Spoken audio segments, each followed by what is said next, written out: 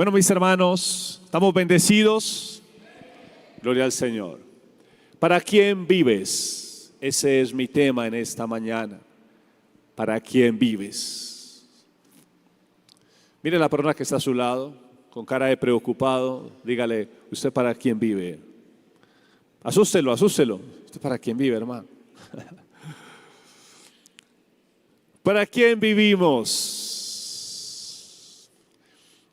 Esa semana, miro mi tiempo, esa semana estaba reflexionando o pensando en qué compartir en este día y tenía varias cosas en mente. Es tanto que tenía varias enseñanzas para compartir y ese es el problema de ponerse uno a orar.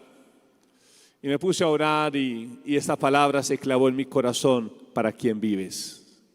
¿Para quién vives? Y lo más importante esta mañana que usted se pueda ir es con ese pensamiento. Si de la enseñanza le quedó el título, dése por bien servido. ¿Para quién vives? Entonces, cuando reflexionamos en eso, en para quién vivimos, nos vamos a encontrar una serie de razones que la gente tiene. Muchas razones por las cuales vivir. Yo no sé cuál será tu razón, cuál es tu motivo, las circunstancias o las personas por las cuales usted vive. ¿Usted por qué vive? ¿Cuál es tu razón? ¿Cuál es tu fuerza? ¿Cuál es tu motor? Por eso mi tema, ¿para quién vives? Y hay un pasaje en la Biblia que quisiera resaltar, está en el libro de Filipenses, capítulo 1. Filipenses, capítulo 1. ¿Para quién vives? ¿Para quién vivimos?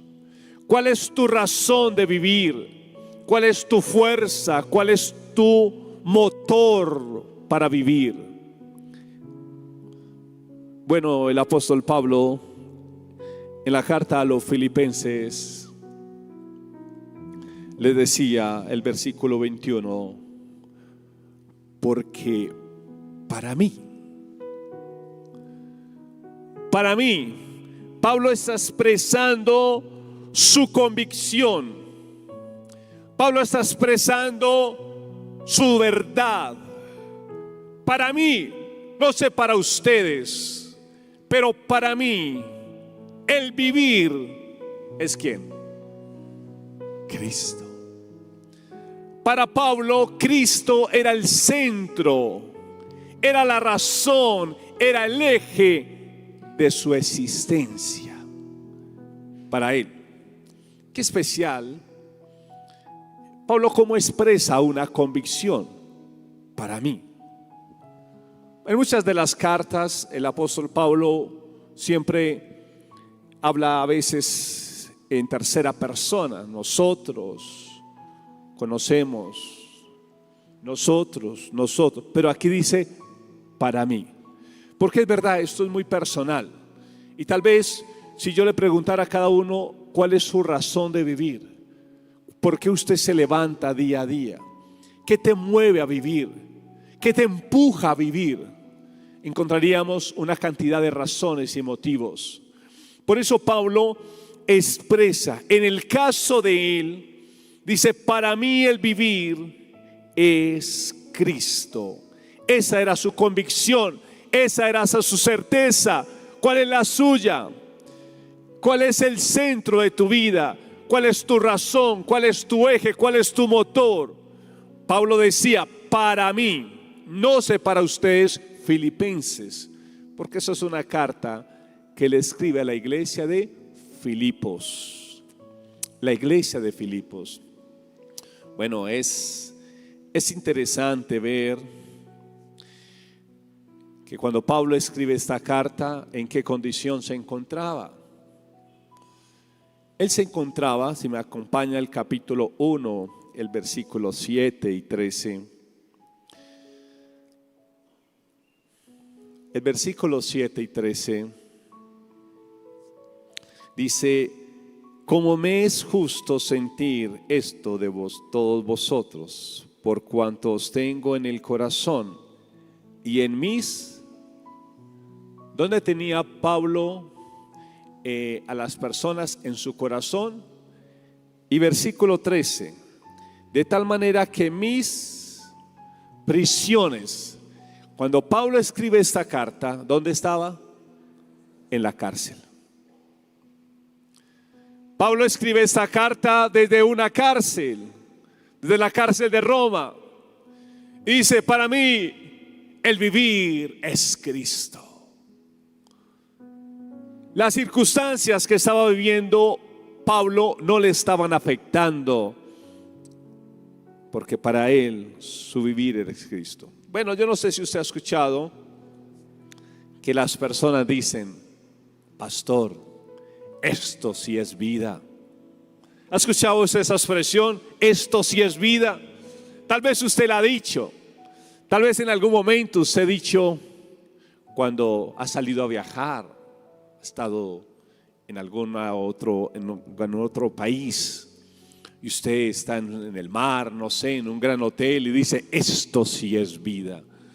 Donde usted no tiene que madrugar a hacer los quehaceres, barrer, organizar la alcoba, hacer la comida, sino que usted llega a un hotel, cuando va a desayunar, lo atienden. Cuando llega a su pieza, la cama está organizada. ¡Qué maravilla! No sucedió un milagro, lo están atendiendo. Y usted dice, esto sí es vida. Hay muchas expresiones entonces, o muchas razones porque la gente dice, esto sí es vida. Los jóvenes que están sumergidos en la droga, en el alcohol, ¿qué dicen? Esto sí es vida. Las personas que viven en la promiscuidad sexual dicen, esto sí es vida. Estar con una y con otra, esto sí es vida. El que vive en los placeres, que está diciendo constantemente, esto sí es vida. El joven que está en ambientes de deleite, de placeres que son ajenos a la voluntad de Dios, dicen, esto sí es vida. Pablo dice, estando en una prisión, dice, para mí la vida es Cristo. ¿Cuál es su razón? Bien, entremos a analizar un poco el pasaje. Vivir, la palabra vivir que está ahí, porque para mí el vivir es Cristo. La palabra vivir es la palabra griega sao, con Z, sao. Esta palabra sao significa estar en el tiempo presente, en el momento actual, porque ahí es donde cobra vida. Es un verbo presente. Pablo dice, en este momento tengo vida. Los filipenses podrían haber dicho, Pablo, pero estás en una prisión, ¿qué vida es eso? Explíqueme, hermano, esta mañana, ¿cómo puedo decir que yo tengo vida estando en una cárcel? ¿Qué vida es esa? La vida no es la playa, la vida no es los grandes hoteles, la vida no es grandes cuentas bancarias, eso no es la vida. Pablo dice, en el tiempo presente, para mí el vivir es Cristo. Pablo, pero estás en una prisión. La palabra vivir está en tiempo presente. A pesar de la condición que se encontraba Pablo, él decía, yo tengo una razón más grande que estas paredes. Yo tengo una razón más grande que estas circunstancias, y es Cristo. Cuando tu vida es Cristo, por eso, increíble, esta carta es llamada la carta del gozo.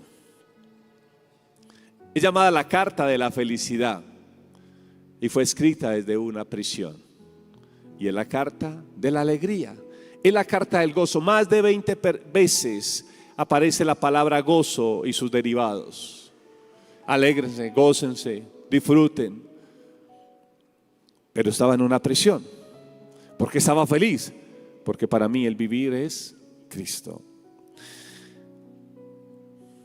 Las personas entonces constantemente están diciendo estas palabras, esto sí es vida. Es tanto, a veces lo hemos traído a la iglesia y entonces escuchamos la música más guapachosa, la que más se mueve, y dice, es que culto tan avivado, eso sí es bueno. Pero vamos a mirar qué más nos sigue diciendo el apóstol Pablo. Para Pablo su vida estaba centrada en una persona. la persona de Cristo. ¿Cuál es tu centro? Pablo dice, para mí, está expresando sus convicciones. Para mí, no importa las circunstancias, para mí el vivir es Cristo. La vida de Pablo estaba centrada no en una circunstancia, estaba centrado en una persona, la persona de Cristo. Entonces, ¿por qué nosotros definimos la felicidad, el gozo, el disfrute partiendo de las circunstancias? Partiendo cómo te fue esta semana. Y pastor, esta semana tuve una semana como perro, por ahí hasta un dicho que como perro en misa. Yo no sé cómo le da un perro en misa, pero nunca he hablado con un perro, pero dice, me fue como perro en misa. ¿Han escuchado esa expresión? Como perro en misa. Como a perro en misa. O perro en misa, yo no sé. Pero esa es la expresión, ¿cierto? Porque le fue a uno mal. Le fue a uno mal. Pero Pablo, dígame qué peores circunstancias estar en una prisión. Pero Pablo en esa condición, él desarrolló unas convicciones. Escúcheme por favor, iglesia. Él desarrolló una convicción. Y su convicción es que su vida no eran las circunstancias. Su vida no era una cuenta bancaria. Su vida no era ropa de marca. Su vida no era el sexo. Su vida era una persona. Y esa persona tiene nombre. ¿Cómo se llama? Jesucristo. ¿Quién es tu vida? Tu vida es el trabajo. Por eso sacrificas a la persona de Cristo por tu trabajo. Tu vida es el dinero. Por eso sacrificas a la persona de Cristo por conseguir dinero. Para Pablo la vida estaba relacionada no con circunstancias, estaba relacionada con alguien. Y ese alguien tenía nombre, se llamaba Jesús. Acompáñeme, por favor, al libro de los Hechos de los Apóstoles, Hechos capítulo 16. Pablo dice, para mí, la vida está relacionada con una persona, es la persona de Jesucristo. En Hechos capítulo 16,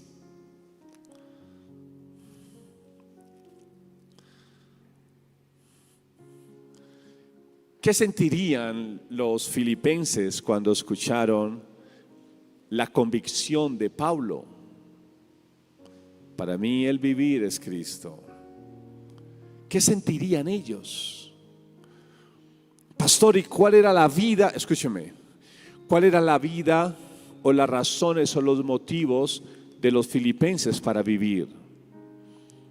De la gente que habitaba en la ciudad de Filipos. Mire, los filipenses tenían muchas razones para vivir. Le voy a mostrar una de ellas. Hechos 16, 14 dice: entonces una mujer llamada como Lidia. ¿Por qué la colocaron Lidia? ¿Usted sabe por qué? Daba mucha lidia. Muy bien, ustedes ya no. Entonces una mujer llamada Lidia. Hay algunas que hay que cambiarle pronto el nombre y colocarle Lidia. También algunos hombres, ¿no? ¿Cómo le colocaríamos al hombre? Lidioso. Entonces una mujer llamada Lidia, vendedora de ¿qué? Esta Lidia era de Filipos. Fue la primera mujer que se recibió el evangelio en Filipos. Lidia, una vendedora de púrpura.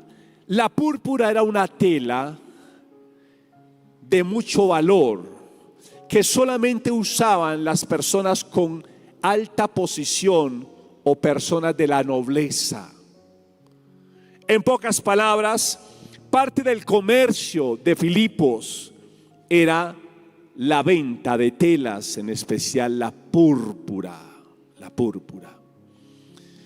Y una de las razones que había llevado a los filipenses, porque el Filipos se volvió una colonia, tan caso.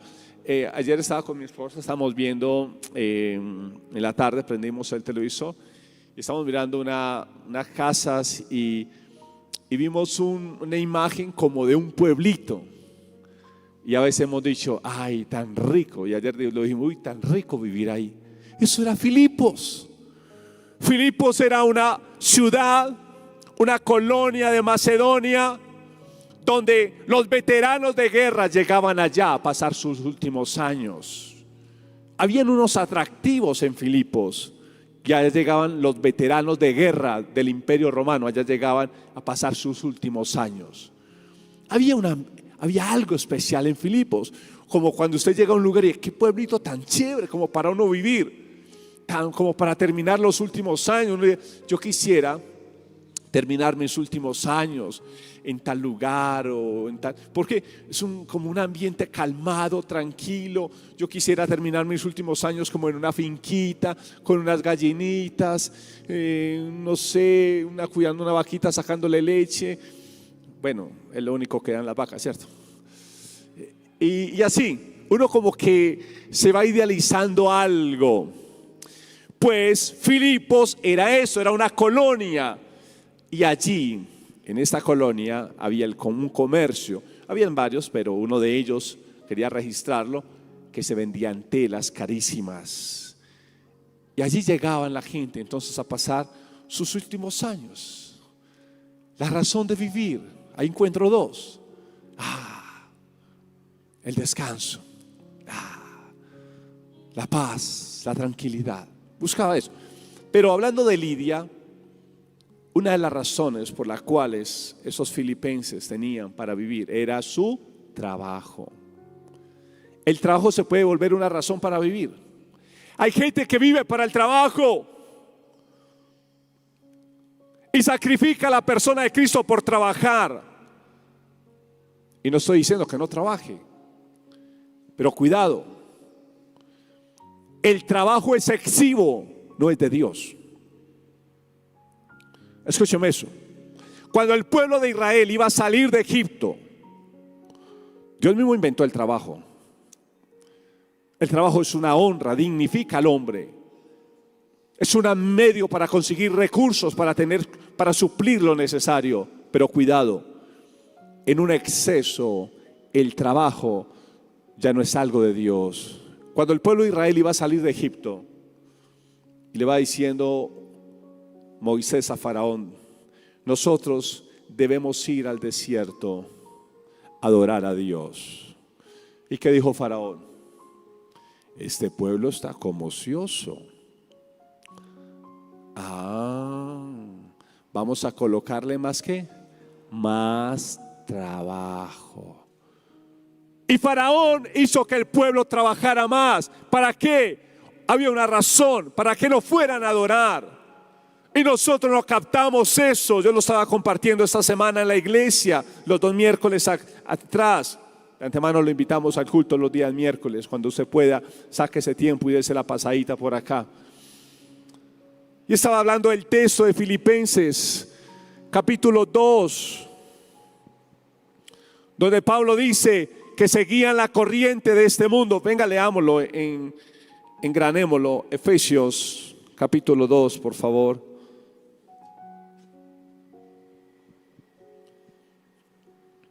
Efesios capítulo 2, versículo 1 y 2. Él os dio vida. Efesios capítulo 2, versículo 1. Y Él os dio vida a vosotros cuando estabas muertos en delitos y pecados. ¿Qué tenía esa iglesia o qué en una vida antigua? ¿Qué los tuvo muertos? Porque dice que estaban muertos. ¿Qué los tenía muertos? ¿Los delitos? ¿Qué mata a una persona? Su pecado. Pero mire lo que dice el versículo 2. En los cuales anduvistes en otro tiempo. Pero ¿por qué llegamos a esa condición de delitos y pecados? Porque ustedes seguían la corriente. Segundo, bajo la influencia de un príncipe.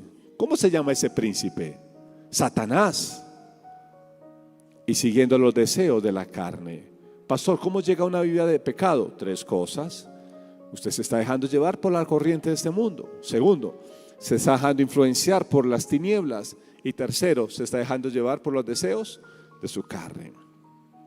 Y Pablo entonces está diciendo allí en Hechos 16, hablando de Lidia, ¿no? Volviendo nuevamente a Lidia, que era una vendedora de púrpura. Una de las razones que la gente hoy ha tomado para vivir es el trabajo. Y por favor, voy a hacer ese contraste. Usted está sacrificando a la persona de Cristo por el trabajo. Eso sucede. Eso está sucediendo. Hay gente que no se congrega por eso. Hay gente que no ora por eso. Hay gente que no puede servirle al Señor. ¿Por qué? Pastor, tengo que trabajar. O si no, como alimento, ¿cómo pago los servicios? Eso tiene una verdad, hermanos. Pero yo le podría hablar de grandes testimonios de hombres que han dado prioridad y han hecho de Jesús el centro de sus vidas, y el centro de sus vidas lo sostiene. Cuando Cristo es el centro, entonces Él te sostiene, Él te nutre, Él te da, Él te provee. Cuando Él es el centro, si su centro es el trabajo, Dios dice que el trabajo te supla, que el trabajo te dé. Pero cuando usted hace de Jesús el centro de su vida, dice: tranquilo, yo te proveo, yo te doy. Nos sucedió una vez, hermanos, y lo he compartido en este lugar. Fue una decisión que tomamos juntamente con mi esposa. Mi esposa trabajaba en el Ferrini como secretaria, estando en el Ferrini, y fue... Bueno, ese año yo le decía: mi amor, el día que más trabajaba en el Ferrini era el sábado, porque todo el día, desde 6 o 7 hasta las 6 de la tarde. Y bueno, y yo tratamos de sacar el sábado para descansar. Y el sábado entonces yo descansaba, pero no estaba con mi esposa, y mi hija tampoco estaba con la mamá. Varias veces le dije a mi esposa y ella: no, amor, necesitamos hacerlo para subir un poco la economía de la casa, para ayudarle a mi mamá, para ayudarle. Bueno, de amor, suelta eso. Bueno, no. Tuvimos 2 o 3 veces que lo hablamos, no nos pusimos de acuerdo, no nos fue bien. Entonces yo decidí entregarle eso al Señor. Y Señor, háblale tú. Si tú quieres que ella siga, bueno, si no, háblale. Yo no le voy a hablar más. Y vino una convención, cuando celebramos el cumpleaños acá de una convención, invitamos al pastor Juan Carlos Arroyave, que va a estar por acá nuevamente. Él estaba en Salvador, creo que llega esta semana, y lo vamos a tener por acá nuevamente. Y estamos en la convención. El pastor Juan Carlos fue el invitado principal a ese tiempo. Y llegó el lunes, terminó el evento. Yo me voy hacia la oficina. Cuando bajo para recoger a mi esposa para irnos, me dice mi esposa: amor, Dios me dijo algo. ¿Qué? El pastor Juan Carlos le dio una palabra. El pastor Juan Carlos estaba por allá en Pereira, no sabía nada del asunto. Fue invitado a eso porque él era allá. Cuando mi esposa salía, trajo una palabra y le dijo: Marcela, Dios te manda a decir que dejes de hacer lo que estás haciendo y que le sirvas. No sabía nada de ella, ni lo que estaba haciendo. Cuando yo bajé, ella me dijo eso. Eso fue en octubre. En noviembre y diciembre fue catalogada como una de las mejores, la mejor secretaria que había en ese momento. El mismo jefe le dijo: Marce, vino y la felicitó. Que eso le decía a la amiga: nunca viene el jefe a felicitar a nadie. Bueno, el punto es de que la cosa se complicó. Le fue bien, viene y la felicita al jefe, y el jefe de arriba le dijo: deja lo que estás haciendo. Y el de la tierra le dijo: Marce, contamos contigo para el próximo año. ¿Qué lucha? Duro. El jefe de la tierra le dijo: cuento contigo para el próximo año. Y el de arriba dijo: no. ella tomó la decisión correcta y renunció. Cuando íbamos a mitad de año, mire lo que hace el Señor cuando usted lo coloca como el centro. No tenga miedo, hermanos. Hay una sociedad que tiene miedo de colocar al centro a Dios de sus vidas. Ayer estaba en un lugar, ya siguió con la anécdota, la experiencia. Estaba en un lugar ayer y una persona empezó a hablar y me hablaba de Dios. Ay, Dios es Dios. Y se siente cuando alguien habla de Dios, pero Dios no es su centro. Eso se siente. Eso se siente. Y la persona me hablaba de Dios, tan lindo Dios. Yo sí tengo a Dios en mis pensamientos. Bueno, un poco de cosas. Pero yo sentía, y no solamente sentía, sabía que Dios no es el centro de esa persona. Retomo la idea, pasaron 6 meses a mitad de año. Llegó un agente de Estados Unidos, lo invitamos a la casa y charlando con ellos, la persona le dio por sacar un cheque y hizo un cheque por 3,5 millones. Cuando yo fui a cambiar el cheque, fui a cambiarlo, en ese tiempo tenía la motico. Eso hace ya no sé cuántos años, así como, ¿cuántos años más o menos, mi amor? 10, 11 más, 15 años. Y yo iba para la casa y vino algo a mi corazón. Yo no sé si mi esposa se acuerda. Dile a tu esposa que ahí está el sueldo de los 6 meses. 6 meses, ella ganaba 600,000 pesos, 6 por 6, 36. Bueno, le quedó debiendo 100,000 pesos el Señor a mi esposa. Pero yo creo que era el diezmo. ¿Ah? No creo que era el diezmo. La Brenda. Hermanos, pero fue algo muy especial.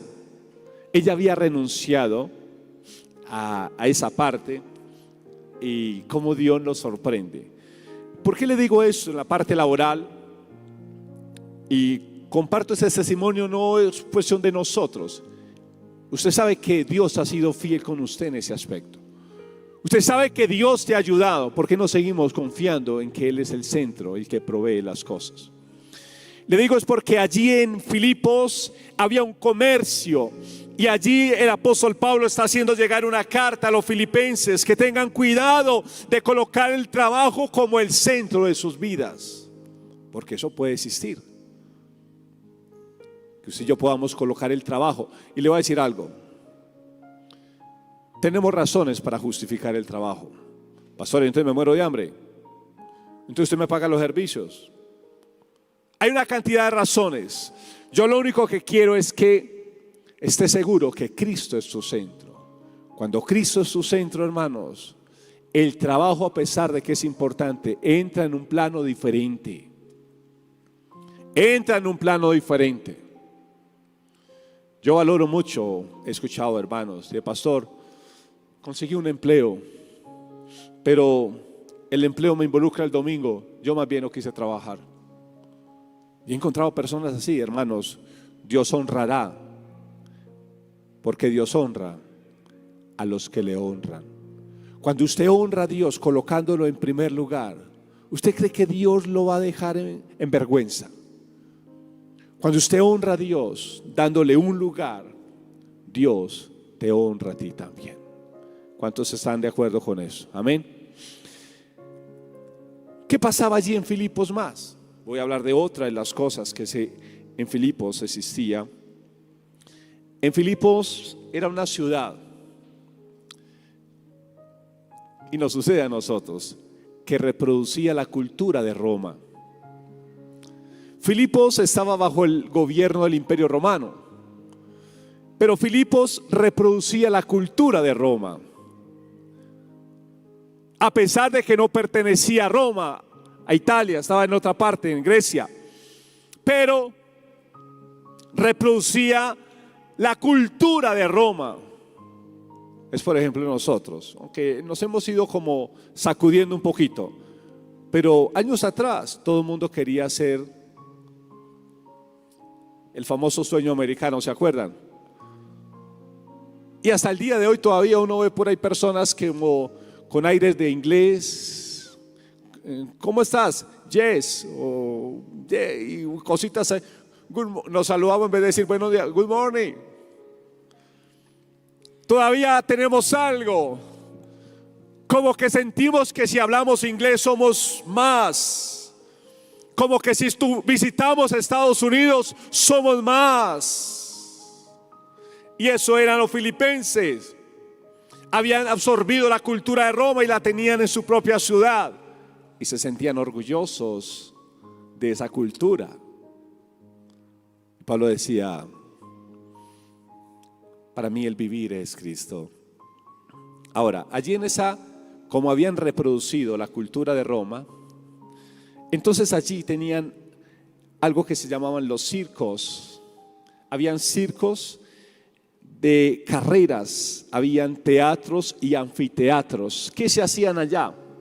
En los circos habían unas carreras que se hacían y unos acontecimientos que manejaba el imperio romano o de esta ciudad de Filipos. Y habían otras diversiones, no solamente las carreras, los acontecimientos del imperio, sino otras diversiones como los combates de los gladiadores, que eran terribles, eran luchas y eran un espectáculo bárbaro y sangriento. ¿Dónde sucedía eso? En Filipos. Entonces voy a la segunda. Número 1, el trabajo. Pero número 2, la diversión. Filipos era famoso, tenían circos, tenían anfiteatros, tenían teatros que hacían allí, carreras que hacían allí, grandes batallas de gladiadores, en luchas bárbaras, sangrientas. Eso eran unos espectáculos en Filipos. Y Pablo decía, para mí, el espectáculo más grande es vivir para Cristo. Para mí el vivir es Cristo, pero la gente vivía para unas diversiones. Ahora, si la gente a veces ha tomado el trabajo como el centro de su vida, la diversión no se queda atrás. Y después de pandemia, hermanos, usted y yo tenemos, y yo quiero invitarlo a que sepa interpretar los tiempos. Usted tiene que saber cómo se está moviendo el reloj de Dios. En qué tiempo, así como discierne, hoy va a ser sol, va a llover, discierna en qué tiempo estamos. Pero después de esta pandemia muchas cosas cambiaron. Y después de pandemia, si antes de pandemia la gente valoraba la diversión, el placer, el disfrute, después de pandemia mucho más. La gente tomó una noción de decir, la vida dura poco. Comamos y bebamos que mañana vamos a morir. Hace 1 año y medio buscando, 2 años pasadito, buscando lugar para el encuentro de parejas. Fui a un hotel por Girardota. Fui a un hotel. Y cuando llegué al hotel, le dije a la señora, ¿cómo te fue en pandemia? Me dijo, no me dijo pastor, que no sabía que era pastor. Después de pandemia, eso se volvió una locura este hotel. Entonces me dijo, veníamos de votaciones, me dijo, nada más en el día de votaciones, después de salir de pandemia, aquí venían 3 o 4 familias, 10, 15 personas en un día de votaciones y tiene capacidad para más de 300. El día de votaciones tuve que subir ¿cómo se dice? La tarifa de 125,000 pesos a 325,000 porque no daba abasto. Increíble. Usted sabe que después de pandemia sucedió algo. La gente quiere volar, la gente quiere viajar, la gente quiere disfrutar. Y está bien, porque eso tiene su parte en la vida, como el trabajo. Pero cuidado cuando hacemos de eso el centro. Y allí estaban las carreras, las grandes diversiones de combates de gladiadores.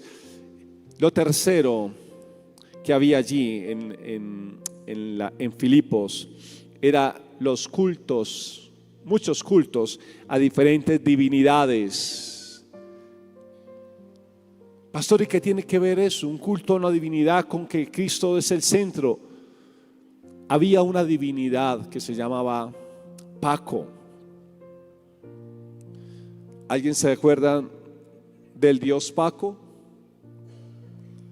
El dios Paco era el dios del alcohol. Baco. El dios Baco, el dios del alcohol, de donde viene la palabra bacanales. A través de ese culto a esa divinidad venían las grandes borracheras. Y beban, y beban, y vuelvan a beber. Por eso traigo esto. A esa ciudad está aterrizando esa carta a los filipenses, en especial a la iglesia. Pero escúcheme, la iglesia se podía ver influenciada por esas tres cosas: el trabajo, la diversión o los placeres y el culto a las divinidades. Y si yo vemos al día de hoy, hermanos, que el trabajo se está llevando a las personas, los placeres y ciertos cultos religiosos con ciertas formas más atractivas. Me acuerdo una vez, estaba empezando mi vida cristiana,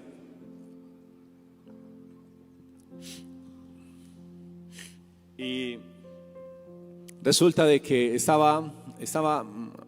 me agradaba una chica, una joven, y entonces yo la invitaba a la iglesia y ella como que sí, como que no. Y bueno, entonces ella un día me dijo: Juan, pero si hay algo que me gusta, ya cuéntame. Vamos al estadio, que van a celebrar el cumpleaños de Jesús. Eso es muy bonito, eso se llena el estadio, eso hay música, cada uno tiene que llevar una vela. Y bueno, eso lo hacía la cruzada estudiantil, el cumpleaños de Jesús. No sé si alguno perteneció un tiempo a la cruzada estudiantil y celebraban el cumpleaños de Jesús como en noviembre. Pero cuando yo le hablaba, haz de Cristo tu centro, no quería. Porque nos gustan las cosas dentro de un ambiente religioso que creen cierta euforia. Entonces por eso nos gusta ir a los cultos donde hay grandes espectáculos. La gente cae en cantidades. El pastor entra por el cielo. Entran en motos. Me ha tocado el pastor de entrar en moto a la iglesia, en moto de 50 o 100 millones. Para entrar de allá acá, 100 millones en una moto. Otros entran por los aires. Por eso los conciertos, usted ve conciertos no cristianos, aunque ahora pues, pero esos son, las personas flotan por el aire. Los que cantan casi semidesnudos. Eso sale humo de todas partes. Eso sale fuego por otras partes. Porque nos gustan los espectáculos. Y antiguamente el espectáculo también tenía que ver con lo religioso, con lo que se creía divino. Y Pablo dice: cuidado con esas cosas. En ese mensaje, cuando él dice su convicción, para mí el vivir es Cristo, él está expresando y queriendo de una otra manera indirecta atacar todo esto. Para ir terminando, hermanos, el vivir entonces para Pablo tenía que ver con una persona, con la persona de Cristo. Déjeme terminar con dos cositas. La expresión para mí el vivir es Cristo tiene dos connotaciones. La primera connotación tiene que ver con la vida eterna. Iglesia, cuando Pablo dice para mí el vivir es Cristo, número uno, tiene que ver con la vida eterna. Para mí el vivir es Cristo. Acompáñenme a Juan, por favor, el Evangelio de Juan capítulo 11. Evangelio de Juan capítulo 11. Tiene dos connotaciones. Número uno, la vida eterna.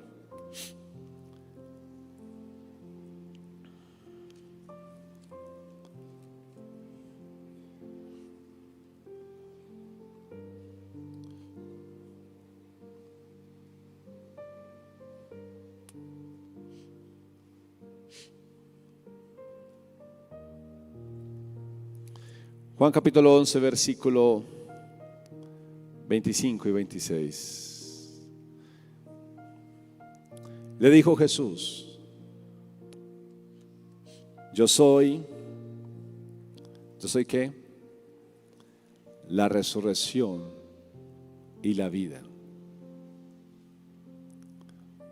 Mire lo que dice: el que cree en mí, aunque esté muerto, vivirá. Para Pablo, el vivir, cuando él dice, para mí el vivir es Cristo, lo primero que está hablando es sobre la vida eterna, para luego ir a lo segundo. Porque déjeme decirle que una cosa es vivir acá y otra cosa es vivir allá. Hay gente que experimenta acá lo que llamamos vida, por decir algo, pero van a la condenación eterna. Y Pablo dice, para mí, lo primero que yo estoy experimentando es que tengo vida eterna. Para mí el vivir es Cristo tiene que ver primero con la vida eterna, con la vida en el más allá. Hay alguien que disfrutó eso en un momento, en el último minuto, el que murió al lado de Jesús. ¿Se acuerdan de él? Uno de los ladrones. Jesús le dijo, hoy estarás conmigo. ¿Dónde? En el paraíso. En el paraíso. Ese hombre disfrutó de la vida eterna y la está disfrutando. No la tenía. Él iba para el más allá, pero no a tener la vida, sino la condenación eterna. Y Pablo dice, para mí el vivir es Cristo. Lo número uno que habló él es que tengo vida eterna. Aunque esté muerto, viviré. Aunque esté muerto. Por eso él dice, para mí el vivir es Cristo. Y el morir no era una pérdida, era una ganancia. Porque recuerde que él está en una cárcel, le dice a los filipenses, yo no sé qué es, estoy hasta que me matan aquí en la cárcel, posiblemente. Normalmente a veces los metían a uno a la cárcel para esperar la sentencia final, cuando iba a ser la ejecución. Y Pablo dice, para mí el vivir es Cristo y si muero eso es una ganancia, porque el estar con Cristo es muchísimo mejor. Mire cómo pensaba Pablo, estar con Cristo es muchísimo mejor. Y nosotros, ay no Señor, todavía no me lleve. Y Pablo decía, uy, yo quiero estar con Cristo ya. ¿Será, hermanos, que este mundo nos está atrapando? ¿Y será que Cristo no está siendo el centro de nuestra vida? A pesar de que predicamos a Cristo. Ahí Pablo dice, algunos predican a Cristo por envidia, por rivalidad, por contienda, otros de buena voluntad. Entonces lo primero era la vida eterna. Jesús dijo, yo soy la vida, yo soy la verdad y la vida. Por eso Pablo decía, para mí el vivir es Cristo. ¿Por qué? Porque el único que tiene vida es Cristo. Nadie más en este planeta tiene vida de índole espiritual. Nadie, ningún santo, ningún personaje de la historia tiene vida. Solo Cristo tiene vida. Por eso en Juan 14:6 dijo, yo soy el camino, la verdad y Él es el único que puede dar vida. Nadie puede dar vida, solamente Cristo. Y Él no le dieron vida. Él es vida en sí mismo, porque Él no tiene principio ni fin. Usted recibe vida, Él no recibe. Él tiene la vida, Él es la vida. Usted la recibe, Él no recibe, porque Él es la vida. No hay vida eterna aparte de Jesús. Ni la religión da vida, ni los santos dan vida. Solamente Cristo da vida. Y lo último que decía cuando dice Pablo, para mí el vivir es Cristo. No, lo primero, él sabía que tenía vida eterna. Pero lo segundo tiene que ver con la experiencia de vida. Primero, recibo la vida. Y segundo, experimento la vida. Porque la vida es algo que se recibe y algo que se experimenta en el día a día. Me explico. El ladrón al lado de Jesús recibió vida, pero no pudo experimentar la vida. Cuando hablo de experimentar la vida, hablo de experimentar transformación, cambio de lo vivencial. Lo que dice 2 Corintios 5:17, de modo que si alguno está en Cristo, nueva criatura va siendo, dice una versión, va siendo. Yo recibí vida un día, pero después de que recibí vida, empecé a recibir vida. Vuelvo y lo repito. Después de que recibí vida, empecé a recibir vida. Porque una es la vida eterna y otra es la que experimento en el día a día. Cuando usted experimenta día a día, usted es libre de los celos, del orgullo, del homosexualismo, del lesbianismo. Usted es libre del adulterio, usted es libre del engaño. Usted está recibiendo vida, a pesar de que había recibido vida. ¿Me estoy haciendo entender? Una cosa es la que recibe. El ladrón recibió vida, pero no experimentó vida, porque no pudo bajarse de esa cruz a pedirle perdón a los que mató, a los que le robó. No pudo experimentar eso. No pudo experimentar un día la experiencia tal vez gloriosa que da un tiempo como estos que a veces tenemos. Hay cosas que él no pudo experimentar. No supo que fue un ayuno, no supo que fue un tiempo de oración. Él no pudo experimentar eso, pero recibió vida en la cruz.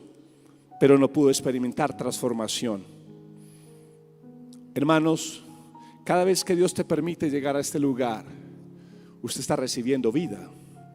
Yo espero que usted tenga vida eterna, pero el que tiene vida eterna tiene que experimentar una vida vivencial, de transformación, de cambio. Yo predico, hermanos, para que Dios te cambie. Y yo estudio la Biblia para que Dios me cambie. ¿Y cuántas cosas debemos cambiar nosotros? Muchas. Cuando usted logra cambiar con la ayuda de Dios algo, usted está recibiendo vida. Usted está recibiendo vida. Si usted es una persona que sufre de enojos constantes, de celos, de envidias, de orgullo, y usted un día es libre de eso, usted ese día recibió vida, a pesar de que hace 2 o 3 años recibió a Cristo en su corazón, recibió vida eterna. Pero la vida vivencial, de transformación, de santificación, eso es día tras día, mes tras mes, año tras año. Y Pablo decía, para mí el vivir es Cristo. A través de Cristo recibió esas dos vidas. La vida eterna, recibo la vida eterna, pero luego la vida vivencial, la vida que transforma. Y déjenme decirles que yo estoy viendo que hay mucha gente en el pueblo de Dios que recibe la vida eterna, pero no la vida vivencial, no la vida de transformación, no la vida de cambio, no la vida de santificación. Pastor, ¿por qué lo dice? Porque entonces encuentro personas que eran envidiosas hace 10 años cuando recibieron a Jesús como su Salvador, y después de 10 años siguen siendo los mismos. Recibieron vida eterna, pero no la vida vivencial. Y Pablo dice ahí en Filipenses, acompáñame y terminamos ahí, Filipenses 1, donde estamos, versículo 22, 1:22. Mas si el vivir en la carne, escúcheme, mas si el vivir en la carne, ¿usted en qué vive? Usted vive en la carne, o sea, usted no puede vivir sin un cuerpo. Mas el vivir en la carne, versículo 20, la última parte del versículo 20, lea. Ahora también será magnificado Cristo, ¿dónde? ¿Dónde será magnificado Cristo? En mi cuerpo, en mi carne. Si Dios te deja metido en ese cuerpo, un día Dios te va a sacar de ese cuerpo, lo va a transformar. Pero si te deja metido ahí en ese cuerpo, lunes, martes, enero, febrero, 2000 tanto, 2000 tanto. Es para que lo magnifiques, lo glorifiques, sufras transformación, sufras un cambio. Eso es vivir en Cristo. Tiene dos connotaciones. Una, te cambia la eternidad. Dos, te cambia la vida aquí en la tierra. Porque hay gente que quiere que Dios le cambie la eternidad, pero no le cambien aquí en el diario vivir. Es donde necesitamos los cambios. El ladrón recibió vida eterna, pero no pudo venir a cambiar cosas aquí en la tierra, porque ese mismo día salió del cuerpo. Para mí el vivir, mas si el vivir en la carne resulta para mí en beneficio de la obra, no sé entonces qué escoger. Colóquese en pie, hermanos, esta mañana.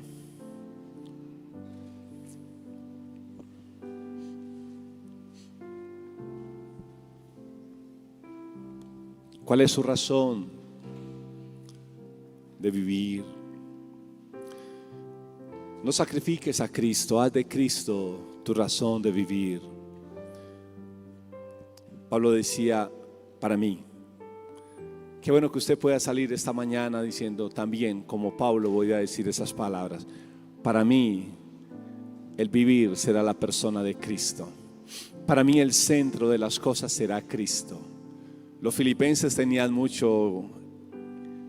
cosas para hacerla su razón de vivir: el trabajo, el gran comercio que circulaba en Filipos, las grandes diversiones con los anfiteatros, coliseos y circos que había en Filipos, los grandes bacanales que habían allí con el dios Paco en los diferentes cultos religiosos.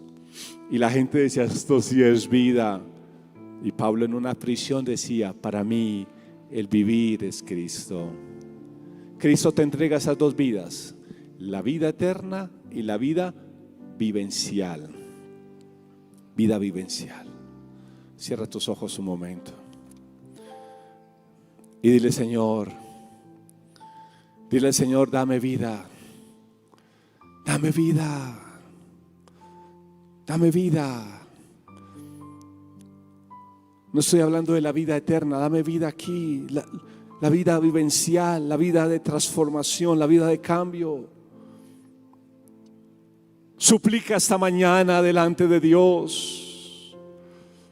Suplica esta mañana delante de Dios que te dé vida, que tú quieres vivir una vida diferente, que tú quieres vivir unos cambios sustanciales y duraderos, que tú no quieres vivir más en el resentimiento, en la amargura, que tú no quieres vivir más en el egoísmo, en el orgullo.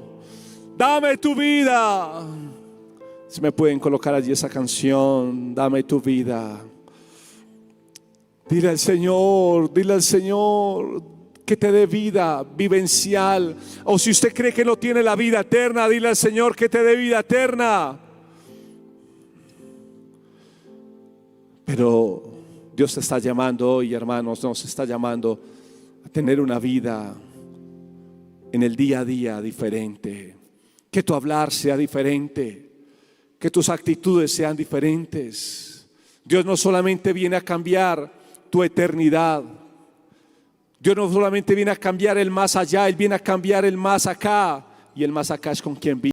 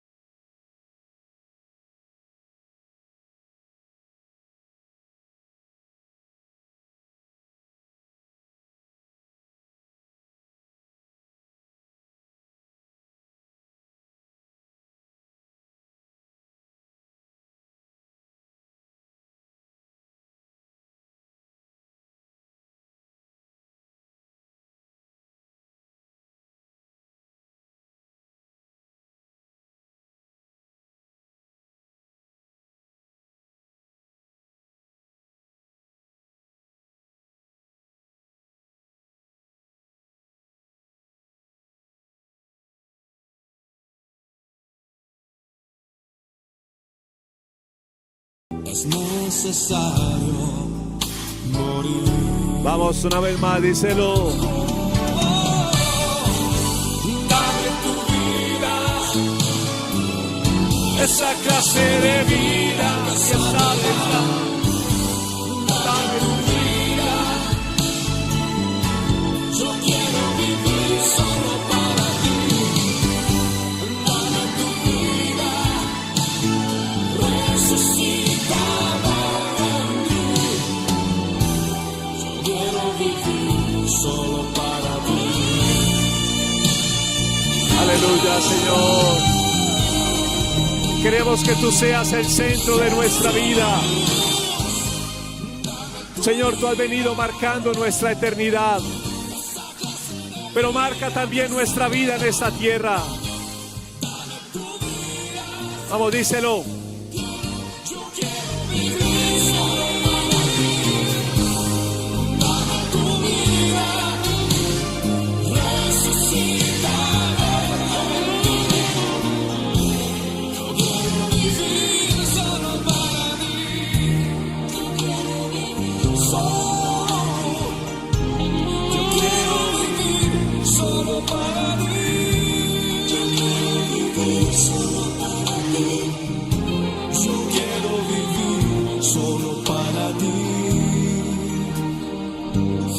Jesús, Jesús, Quiero vivir solo para ti. Jesús, sé el centro de nuestra vida. Jesús, sé el centro de mi vida. Sé tú la razón. Dale un aplauso al Señor. Aleluya, gracias. Gracias, Señor, gracias. Gracias.